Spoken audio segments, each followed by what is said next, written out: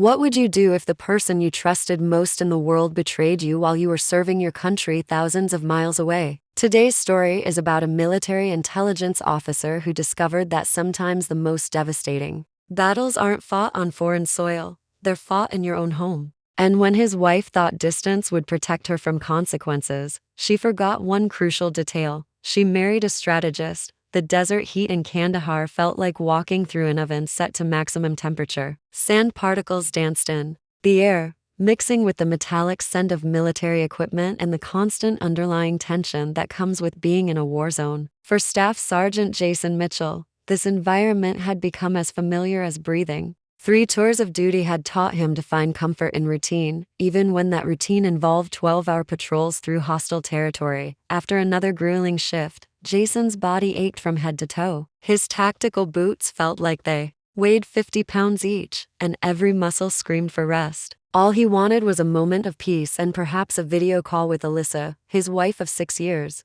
The thought of seeing her smile, hearing her voice, was what kept him going through the darkest moments overseas. Instead of the usual cheerful message he'd grown to expect, Jason found something that would change everything. His heart rate spiked as he saw Alyssa's name in his inbox, but the subject line made his blood run cold. "We need to talk." In 6 years of marriage, those 4 words had never preceded good news. His hands trembled slightly as he opened the message, hoping against hope that his instincts were wrong. The email was brief, clinical, and devastating. "Jason, I've made a decision to end our marriage. This military lifestyle doesn't work for me anymore. The divorce papers were filed a week ago. Luke has moved into the house with me. It makes practical sense since you're deployed. I've also withdrawn the money from our shared account to help me transition. I hope you can understand my position. Alyssa." The words hit him like shrapnel. No warning signs, no phone call, no attempt at reconciliation, just a cold, calculated message delivered through a computer screen. Around him, the military base continued its constant hum of activity. Vehicles rumbled past, soldiers called out to each other, radio chatter filled the air, but all of it faded into white noise. Jason didn't break down. He didn't rage or throw his laptop across the tent. Instead, something far more dangerous happened. He became completely, utterly calm. Years of military training had taught him that emotional reactions cloud judgment, and right now, he needed crystal clear thinking. He whispered a single word, "Understood." Then he stood up, took a deep breath that tasted of dust and determination, and made a promise to himself. Alyssa thought geography would protect her from consequences. She was about to learn how wrong she was. Most people saw Jason as just another soldier, but his role was far more specialized.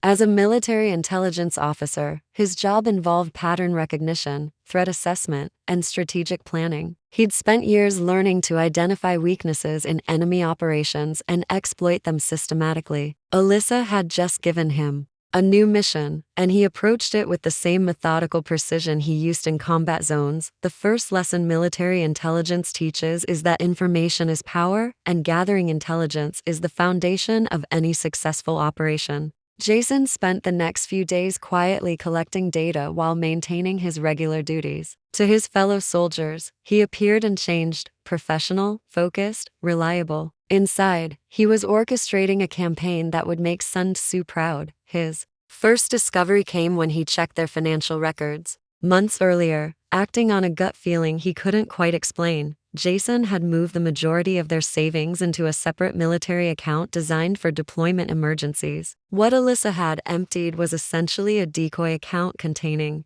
only a fraction of their actual assets. But even that withdrawal would prove to be a critical mistake on her part. Using his military connections, and in the armed forces, your network extends far beyond your immediate unit. Jason initiated a fraud investigation into the account activity. He carefully documented the suspicious timing of the withdrawals, their correlation with her divorce filing, and her failure to notify him before accessing funds while he was deployed in a combat zone. The military takes financial crimes against deployed service members very seriously. Next, he contacted his attorney, Marcus Rivera, a fellow veteran who specialized in military family law. Marcus had seen similar cases before, and his response was both reassuring and ominous. "Son, she just walked into a minefield. Let's make sure she steps on every single one. While Alyssa and Luke played house in what they thought was their new home, Jason methodically assembled his evidence portfolio. Bank statements showing the suspicious transactions, screenshots of her email and any follow-up communications, mortgage documents proving the home's ownership structure, his deployment orders establishing his protected status under federal law, security footage from their home's smart doorbell system, an investment that was about to pay dividends he never expected. But the most important document in his arsenal was one Alyssa had signed herself, a comprehensive power of attorney she'd agreed to before his deployment. The document, which she'd signed without reading carefully, gave Jason broad legal authority over their shared assets and property while he was overseas. She'd forgotten about it entirely, but Jason remembered every clause, from his bunk in Afghanistan. Surrounded by the controlled chaos of military life, Jason planned each move like the chess master he'd become. Alyssa had made her play, thinking the game was over. She was about to learn that it had barely begun. 2 weeks after receiving the email that changed everything, Jason's carefully laid plans began to unfold like a precision military operation. While Alyssa and Luke enjoyed what they thought was their newfound freedom, legal documents were being filed in courtrooms back home that would shatter their illusion of security. Marcus Rivera filed a comprehensive legal motion that read like a declaration of war.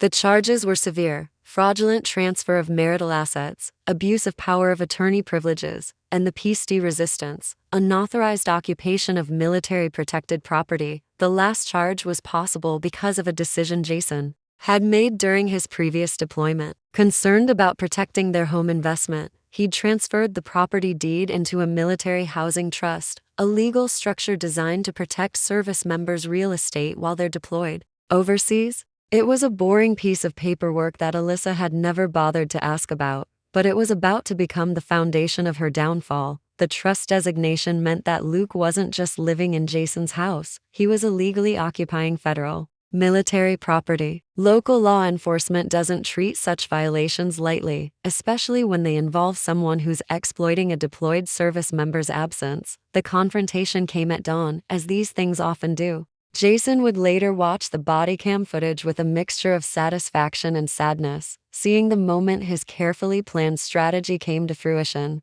Luke answered the door wearing boxer shorts and a confident smirk that evaporated the instant he saw the uniforms. The lead officer's voice was professional but firm. "Sir, you're currently trespassing on federal military property. You have 30 minutes to remove yourself and your belongings from the premises." Alyssa appeared behind Luke, her hair disheveled, her face a mask of confusion and growing panic. "This is my house," she shouted, her voice cracking with desperation. "No, ma'am," the officer replied, consulting his paperwork. "This property is held in a military trust. You're both in violation of federal housing regulations." From 7,000 miles away, Jason watched the scene unfold on his laptop, sipping burnt coffee in a dusty tent while his wife's world collapsed in real time. For the first time in weeks, he smiled, but eviction was just the opening move. The next day, Marcus filed additional motions under the Service Members Civil Relief Act, a federal law designed to protect military personnel from legal and financial disadvantages due to their service.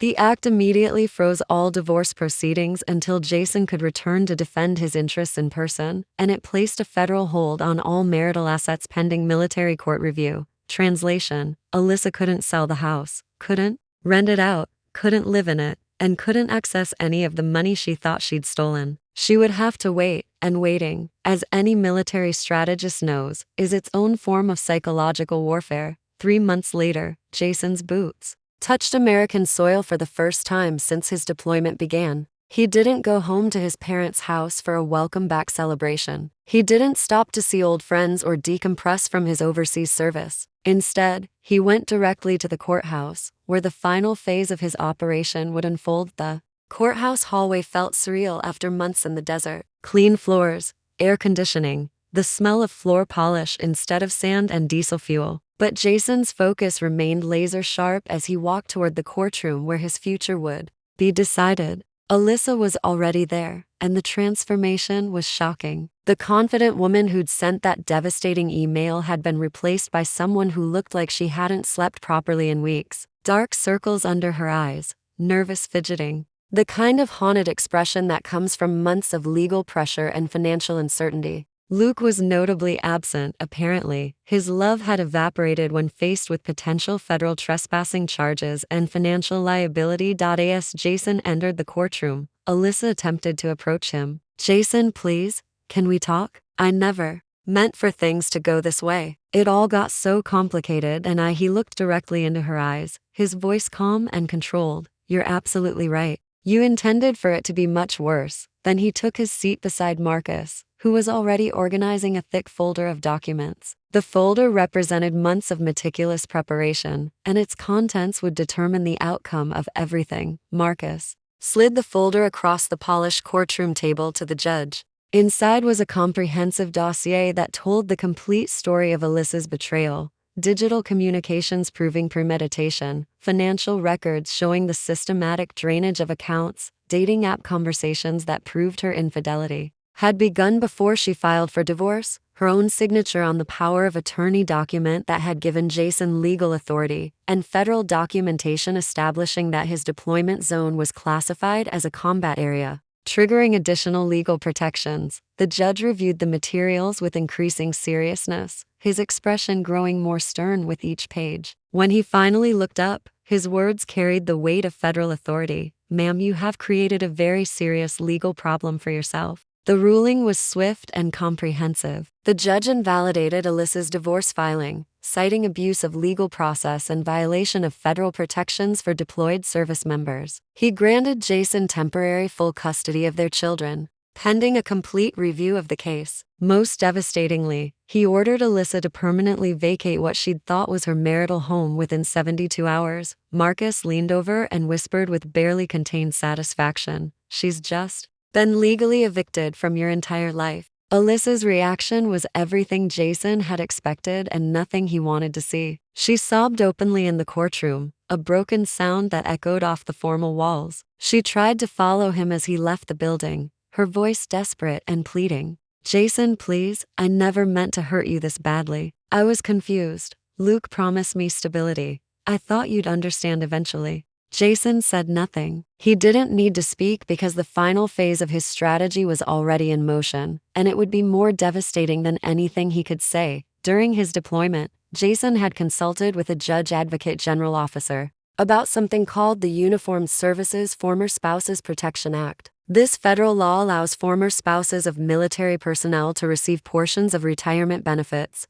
healthcare coverage, and other military privileges, but only under very specific conditions. The spouse must have maintained certain standards of conduct during the marriage, and they must not have violated the trust placed in them by their service member partner. Alyssa had violated every single condition required for protection under this act. Adultery during marriage, documented through her own digital communications. Cohabitation with another person while still legally married, proven through security footage and witness statements. Fraudulent use of power of attorney to steal money from a deployed service member, established through bank records and legal documentation. Marcus filed a comprehensive petition to strip Alyssa of all entitlements under the Military Spouse Protection Act. Military retirement benefits, gone. Healthcare coverage, terminated. Spousal support of any kind, eliminated. The judge granted every single request. As Alyssa left the courtroom for the final time, her face pale and her hands shaking, Jason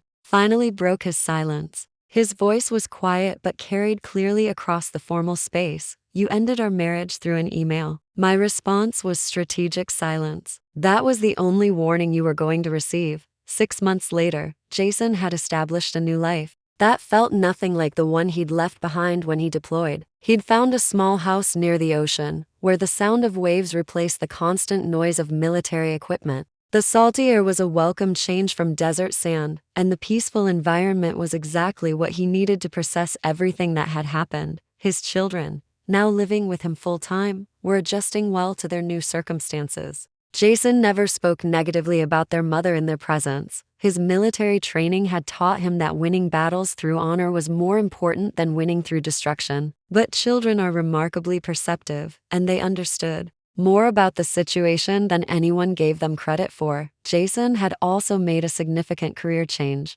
Instead of returning to combat intelligence, he'd accepted a position counseling recently returned veterans who were struggling with reintegration. His own experience had given him unique insights into how overseas service could change a person, and how those changes could affect relationships back home. He found deep satisfaction in helping other service members navigate the complex transition from military to civilian life. As for Alyssa, the military community is surprisingly small, and word travels fast. Her attempts to reconcile with Luke had failed spectacularly. Apparently, his interest in her had been directly proportional to her access to Jason's military benefits and property. When those disappeared, so did he. She'd spent months moving between friends' couches, posting vague social media messages about betrayal and the importance of forgiveness. The irony was lost on no one who knew the real story. Jason felt no bitterness about any of it. Bitterness, he'd learned, was just another form of prison, and he'd spent too many years in various forms of confinement to choose that for himself. Instead, he felt something much more valuable. He felt free. This story raises difficult questions about justice, revenge, and the consequences of betrayal. Was Jason's response proportional to what Alyssa had done? Was his systematic dismantling of her life justified, or did it cross ethical lines? From a legal standpoint, Jason had done nothing wrong. Every action he took was within the bounds of existing laws designed to protect military service members from exploitation during deployment. Alyssa's decisions, the adultery, the financial theft, the abuse of legal documents, had created the conditions for her own downfall. From a moral standpoint, the situation is more complex. Jason's response was calculated, methodical, and devastatingly effective. He used his knowledge, connections, and legal protections to ensure that Alyssa faced consequences for every choice she'd made. Some might argue that his approach was too harsh, that it destroyed a person who might have been genuinely confused or overwhelmed by the challenges of military marriage, but others would argue that Alyssa's actions weren't the result of confusion. They were deliberate, planned, and designed to cause maximum harm to someone who was serving his country and couldn't defend himself. Her email wasn't a cry for help or an attempt at honest communication. It was a calculated attack delivered when she thought he was most vulnerable. The truth is probably somewhere between these extremes, as truth usually is. What's undeniable is that Jason's story demonstrates the power of patience, planning, and understanding the systems that govern our lives. He didn't respond with emotion or immediate retaliation. Instead, he used his intelligence, his training, and his knowledge of legal protections to craft a response that was both devastating and completely legal. His story also highlights the unique vulnerabilities faced by military families. Deployment creates stresses that civilian relationships rarely experience. The combination of long separations, dangerous work environments, and the constant uncertainty of military life can strain even the strongest marriages. But it also creates legal protections and support systems designed to prevent exploitation of service members who are serving their country. In the end, Jason's victory wasn't just about defeating Alyssa in court or recovering his stolen assets. It was about proving to himself that honor, intelligence, and patience could triumph over betrayal and selfishness. He'd used the same skills that made him an effective military intelligence officer to protect himself and his children from someone who had chosen to become an enemy. The most powerful lesson in this story might be about the importance of understanding the systems and laws that govern our lives. Jason's knowledge of military regulations, federal protections for service members, and the legal requirements for various financial and property transactions gave him tools that Alyssa never knew existed. His preparation, moving assets to protected accounts, establishing military trusts, maintaining detailed records, created a fortress that protected him when he needed it most. For anyone facing betrayal or exploitation, Jason's story offers both inspiration and practical guidance. Document everything. Understand your legal protections. Seek professional help from people who understand the systems involved. And remember that the most effective responses often come not from immediate emotional reactions, but from careful planning and strategic thinking. As Jason himself might say, sometimes the best revenge isn't revenge at all, it's justice, served with the patience and precision of someone who understands that the strongest victories are built on unshakable foundations of truth and law. What do you think? Was Jason's response justified? Or did he go too far? How would you have handled this situation? Share your thoughts. And remember, in life, as in chess, the most powerful moves are often the ones your opponent never sees coming.